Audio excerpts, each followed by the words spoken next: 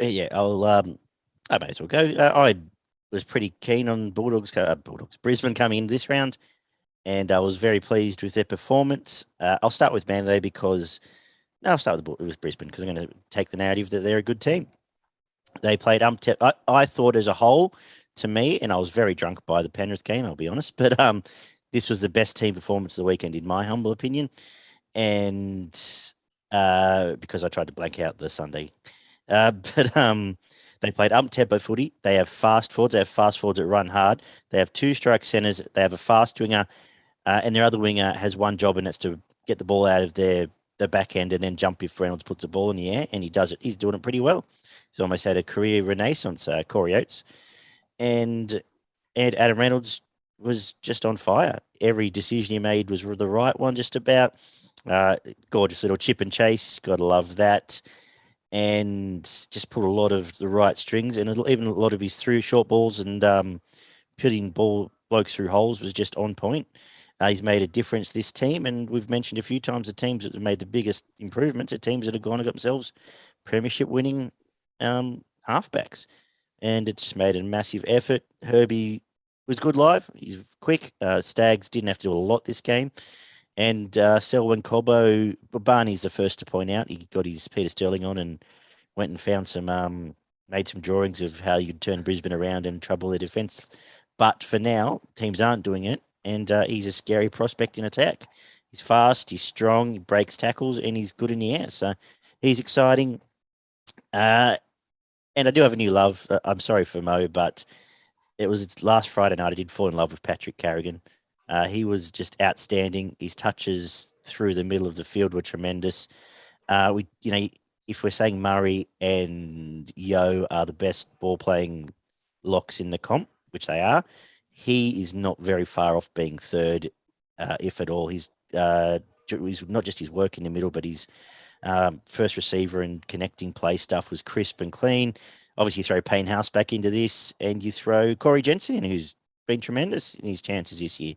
So across the board, that was outstanding. As for Manly, they have no forward back, and they got belted out of this game. They had no answer otherwise. And then their best players on one leg, and noticeably so. He was walking a lot of this game, and they really struggled. There's not a lot I really want to wrap around Manly, apart from, as I said earlier, Benny Turbo tried hard, and Tupolutu, I think he's a first-grade winger. He was probably their best, just about cutting the ball back out, and was solid enough at times in defence. I haven't studied just how many times. Was he on Cobbo's side? Cobbo probably, but yeah, good. So no one writes in and tells me Garrick. You missed him 3. Yeah, well, there you go. In the middle of nowhere, Well, Cal, have I missed anything in that summary? Manly not only have no forwards, they have no outside backs. They just have nothing. I know Reynolds was putting those kicks in the Cobbo. They were pretty good kicks, but Garrick was lost in where was he? He was playing like a lock in the middle of the field. I don't know where he was going, but Manly were just flat, like you said. Just the forwards just offer no effort. They offered no resistance to Haas and Carrigan. I thought Tupaluta was good, bringing the ball out the back line, but it was very difficult when Tommy was on one leg and DCE was also not playing well. It was always going to be hard for them to score any sort of points. So, yeah. Ollie? Oh, well, one thing that actually sort of stood out to me is the fact that I didn't think of Payne Haas straight away as one of the top players for Brisbane because he put in a similar effort to what he usually does, and usually he's just about Brisbane's man of the match each and every week. But on this occasion, yeah, I probably thought of, I'm not saying they played better or worse, but I just didn't think of him at first because there were a few players that I thought of before him, and I guess that just shows how Brisbane have developed as a team. And while he is still one of the key cogs in that side, it's no longer just him doing all the work. And a lot of that is the addition of Adam Reynolds, the addition of the halfback, who knew that halfbacks could have an impact on a game of rugby league.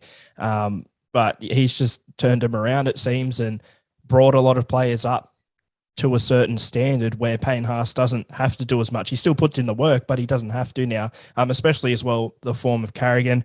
But Selwyn Cobbo in particular, I've said it the past 3 weeks, I'm going to say it again, better and better each and every week, hasn't really taken a step back. I'm not too sure if I agree, but I've already seen people tipping in for Origin for Queensland. I don't quite think he's there yet, but in terms of form, like he's just been amazing. And it's not only, the fact that he's a winger and a lot of it gets put on a plate for him, but he's in all the right positions for a player who's so young in his career. And it's just that strength as well. He's going to be somebody for years to come. Be interesting to see when he does make that shift into fullback, or maybe if he moves into the centres first eventually. Barney, you gonna put a bow on this one? Yeah, well, Adam Reynolds was the performance of the weekend, in my opinion. Out of every game I watched, I thought he was the best player out of Magic Round. He's just so disciplined with that kick. Every time he bombs for the corners, even his attempts at forcing dropouts, they're always in the right position. He makes the other team work their ass off to make sure that they can defuse the bomb. And if Oates or Colber get themselves in a better position, they generally come down with the ball and score. Out of any of them, and it was Olakau'atu. I thought he was probably the only one running the ball that made any impact whatsoever. Jake tackled his ass off again. He does. He always puts in an effort. And DCE did try hard. He had a couple of nice touches, but there was absolutely nothing going on anywhere else on the field. They looked slow, unorganised, like a lot of teams did this weekend. I don't know if it was short turnarounds, whatever, but there was a lot of teams games this weekend. You've already mentioned pretty much everyone else. I did want to mention Flegler. I thought he was enormous. He was only on the field for about 44 minutes, I think it was, but he was he had as much impact as pretty much any other forward on the field. I thought he was fantastic in those 44 minutes. Walters was okay at hooker, which you don't say very often, to be honest. But they just absolutely picked the middle of the Manly's, just disturbed that defensive line that much that they ended up compressing.